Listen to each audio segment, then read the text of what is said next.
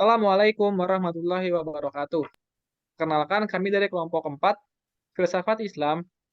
Kami akan mempresentasikan roman filosofi Hayyan bin Yaqzan karya Ibnu Tufail untuk kebutuhan tugas UAS Filsafat Islam. Kelompok kami terdiri dari Haidar Ali Faki, Mazaya Rizky Sabrina, saya sendiri Muhammad Abdul Syukur, dan Prima Widastuti. Materi pertama akan dijelaskan oleh Haidar Ali Faki. Kepadanya dipersilakan. Materi pertama itu filsafat. Istilah filsafat berasal dari bahasa Yunani yaitu filosofia, yang mana merupakan gabungan dari kata philo dan sophia. Philo berarti cinta dalam arti yang luas, sementara sophia berarti kebijakan atau pandai. Jadi dapat disebut bahwa filsafat ini adalah keinginan untuk mencapai cita pada kebijakan.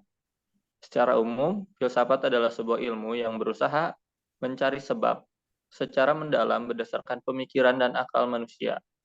Filsafat juga diartikan sebagai suatu sikap seorang yang sadar dan dewasa ketika memikirkan segala sesuatu secara mendalam dan melihat secara menyeluruh dengan segala hubungan.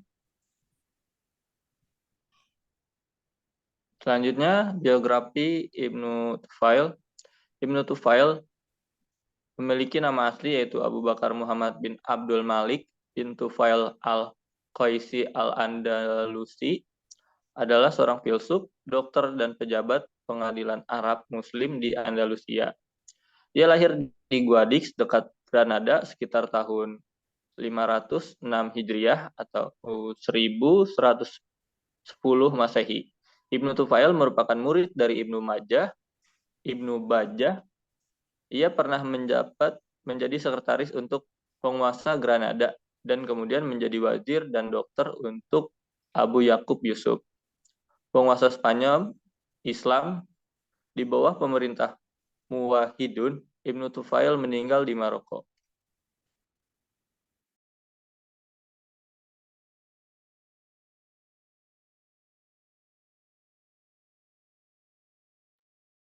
Selanjutnya yaitu ada Risalah Hayy Ibnu Yaqzan. Hayy Ibnu Yaqzan dikenal dengan nama Philosophus Autodidactus di Barat. Niat Ibnu Tufail yaitu elaborasi kebijaksanaan Oriental Ibnu Sina dan menunjukkan bagaimana karyanya berbeda daripada pendahulunya. Inti dari pemikiran Ibnu Tufail termuat dalam karyanya ini. Antara akal dan wahyu tidaklah memiliki kontradiksi yang begitu besar. Pendewaan terhadap akal sangat tinggi dibandingkan dengan wahyu ilahi. Terdapat dua versi perjalanan Hayy Ibnu Yaqzan dari lahir hingga alam dunia. Yang versi pertama menceritakan Hayy dilahirkan oleh seorang saudari raja yang dikawini Yaqzan secara rahasia. Karena ibu Hayy takut perkawinannya diketahui raja, maka setelah Hayy lahir lalu dimasukkan ke dalam peti dan dihanyutkan ke laut. Kemudian Hayy terdampar pada suatu pulau yang tidak dihuni manusia di Kepulauan Hindia yang dilewati Khatulistiwa, yaitu Pulau Waka. Kedua, Hayy adalah anak alam. Satu kisah menyebutkan Hayy dibuahkan dari suatu perpohonan yang tidak disebutkan jenisnya. Kisah lain menceritakan bahwa Hayy berasal dari tanah yang memerah dari perut bumi, kemudian berproses menjadi seorang bayi. Masih dalam versi kedua, Hayy adalah anak alam. Satu kisah menyebutkan Hayy dibuahkan dari suatu pepohonan yang tidak disebutkan jenisnya. Dalam keadaan bayi Hayy dipelihara oleh seorang kijang betina atau Aldabiu yang anaknya mati, sampai Hayy dapat mengenal lingkungan sekitarnya. Ia dikaruniai Allah kecerdasan yang luar biasa. Ia menemukan api, membuat berbagai alat, perkakas, hingga senjata. Bahkan, ia sanggup mengenal hakikat tertinggi di alam wujud dan alam metafisik. Ia juga dapat mengenal semua itu melalui jalan filsafat. Dan jalan itulah yang mendorongnya berusaha melalui cahaya filosofis untuk mencapai kesatuan dengan Tuhan. Bersatu hubungan dengan Tuhan adalah pengetahuan sempurna dan kebahagiaan tertinggi yang berkesinambungan dan abadi. Untuk mencapai tujuan itu, Hayy berusaha sekuat mungkin memisahkan akal pikirannya dari dunia luar dan dari badannya sendiri dengan jalan merenung memikirkan zat Tuhan agar dapat berhubungan dengannya. Tidak hanya itu, ia juga berusaha terus-menerus selama 40 hari.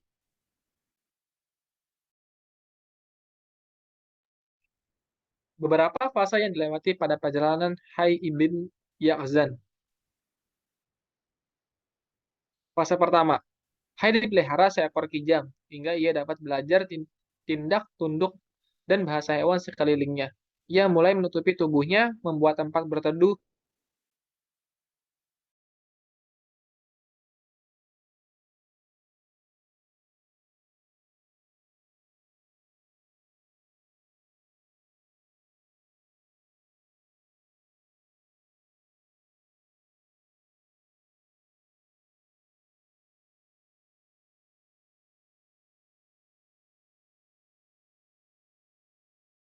Pembedahan terhadap mayat-mayat binatang.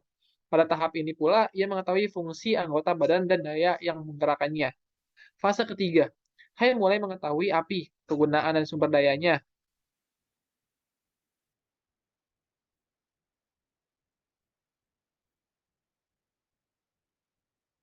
Fase ketiga, Hayy mulai mengetahui api, kegunaan sumbernya. Dari pemikiran tentang itu, ia sampai kepada kesimpulan tentang adanya kualitas yang menyebabkan adanya tertib alam dan akal budi. Next.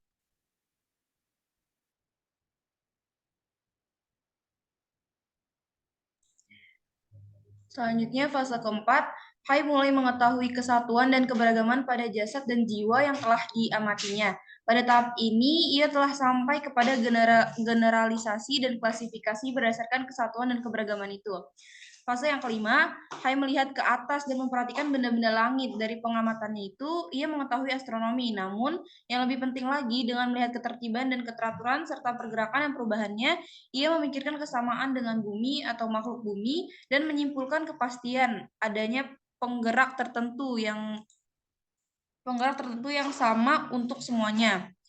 Kemudian fase yang keenam, Hayy menegaskan bahwa perbedaan perjalanan antara jasad yang materi dengan jiwa yang imateri, di samping menemukan kepastian adanya penggerak yang disebut wajib al-wujud, menurutnya asal alam materi itu tidak mungkin materi lagi, karena jiwa demikian tentulah ada rangkaian materi yang tidak pernah berujung atau tasalsul. Jadi asal pertama ini haruslah imateri dan wajib al-wujud. Jasad itu berbeda perjalanannya dengan jiwa. Jiwa yang imateri itulah yang dapat mengetahui wajib al-wujud dan selalu tunduk kepadanya. Dengan begitu, jiwa tersebut akan abadi. Sebaliknya, jika yang tidak mengenal dan tunduk kepadanya akan hancur, Hayy memikirkan hal seperti itu hingga memasuki fase 7. Nah, di fase ke-7, Hayy berkesimpulan bahwa Tuhan itu pasti baik dan bijaksana, sempurna, penuh rahmat, dan menjadi tujuan setiap manusia. Karena itu, puncak kebahagiaan menurutnya hanya dapat dicapai bila seseorang selalu berhubungan jiwanya dengan Tuhan tanpa henti, selalu merenungkan dan memikirkannya, serta melepaskan diri dari dunia materi. Dengan perenungan yang demikian, seseorang akan sampai kepada objek pengetahuan yang paling tinggi, yakni wajib al-wujud tadi, dan itulah puncak yang senantiasa didambakan setiap manusia. Selanjutnya, Hayy terus-menerus menjalaninya hingga ia merasa sangat mudah untuk mencapainya, sehingga ia bisa mencapai makom ekstatisnya kapanpun ia mau dan dapat meninggalkannya sewaktu ia memenuhi kebutuhan fisiknya. Disinilah kesempurnaan pengetahuan sejati didapat, hingga akhirnya Hayy bertemu dengan Absal, seorang ahli tasawuf dari pulau seberang yang sedang mencari hakikat agama dalam perenungan. Setelah akhirnya Hayy dan Absal berteman, keduanya menemukan kecocokan dalam memahami makna hidup. Absal pun semakin yakin atas akidah yang selama ini ia pegang teguh. Kisah Hayy ibn Yaqzan seakan-akan menghidupkan kembali pendapat Mu'tazilah bahwa akal manusia begitu kuatnya sehingga ia dapat mengetahui masalah-masalah keagamaan seperti adanya Tuhan, wajibnya manusia berterima kasih kepada Tuhan, kebaikan serta kejahatan dan kewajiban manusia berbuat baik dan menjauhi perbuatan jahat.